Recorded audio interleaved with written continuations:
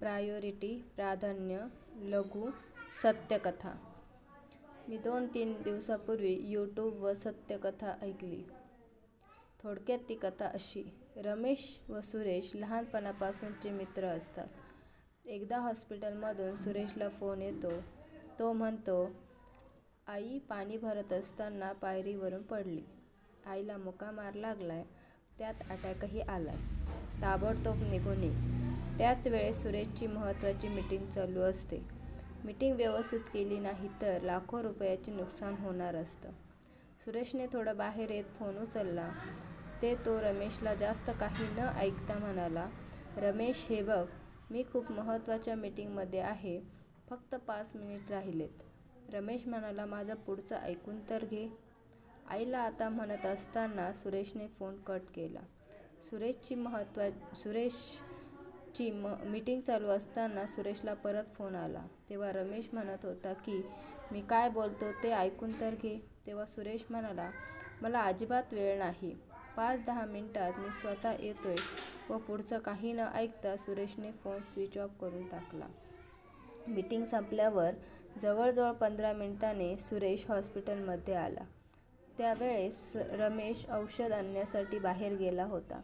रमेशने तेथे असलेल्या काउंटरवर चौकशी केली असता ॲडमिट केलेल्या लेडीज पेशंटची रूम नंबर कीर्ती नर्सने रूम नंबर दाखवताच रमेश आत गेला.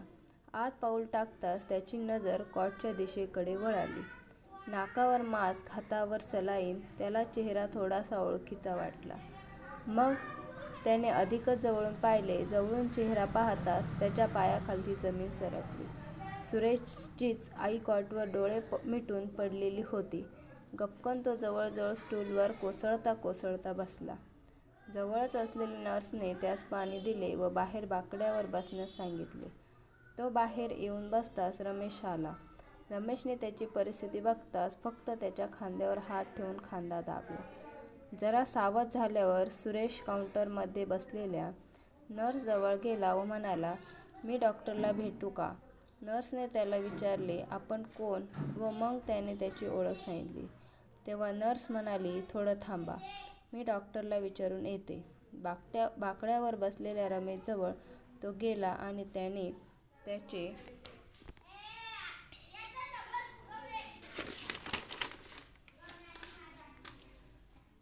त्याचे आभार मानले. मित्र म्हणजे तुझ्या भावासारखा आहे. आता इथली परिस्थिती आटोक्यात आली. हे घे औषध. आता मी ऑफिसमध्ये जाऊन रजेचा अर्ज देऊन परत येतो. नर्स डॉक्टरला विचारून सुरेशजवळ आली व म्हणाली, तुम्हाला डॉक्टरांनी बोलवलंय. घाईने तो डॉक्टरच्या केबिनकडे गेला. केबिनचा दरवाजा वाजवला. आतून आवाज आला, कमीन. लिखाण चालू असतानाच ते म्हणाले, बसा. आणि थोड्याच वेळात लिखाण थांबून ते म्हणाले, नर्सने मला सगळं सांगितलं. आता तुमच्या आईच्या जीवाला धोका नाही. कधीही आईला तुम्ही भेटू शकता. आता त्यांची भूल उतरली असेल. सुरेश आईला भेटायला रूममध्ये गेला. अजूनही त्याची आई भुलीतच थोडी चुळबुळ करत होती. नक्कीच ते भूल उतरण्याचं लक्षण होतं. अजून कमीत कमी अर्धा तास लागेल, नर्सने त्यास माहिती दिली. सुरेशने आईचा हात हातात घेतला. तेव्हा त्याला त्याच्या बालपणीपासूनचे प्रसंग आठवले.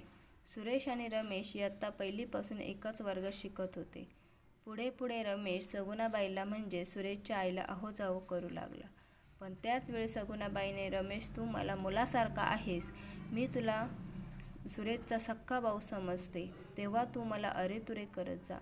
अहोजावो खूप ऑड वाटतं. तेव्हापासून रमेश सगुणाबाईला अरेतुरे करीत होता.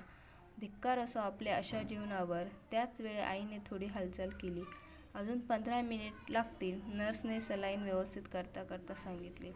सुरेशचे विचारचक्र परत सुरू झाले. शेजारून कधी आगगाडी गेली तरी आईला कधी जाग येत नव्हती. पण मी झोपेत असताना थोडी जरी हालचाल केली तरी आईला लगेच जाग येत असे.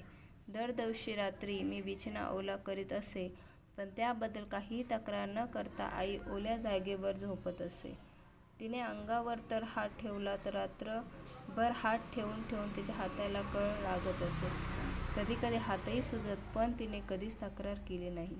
माझ्यासाठी लाखो रुपये खर्च करून मला कोट्याधीश बनवले, पण मला आईसाठी 5 मिनिटही वेळ काढता येऊ नये. विचार करून करून त्याचं डोकं फिरायची वेळ आली.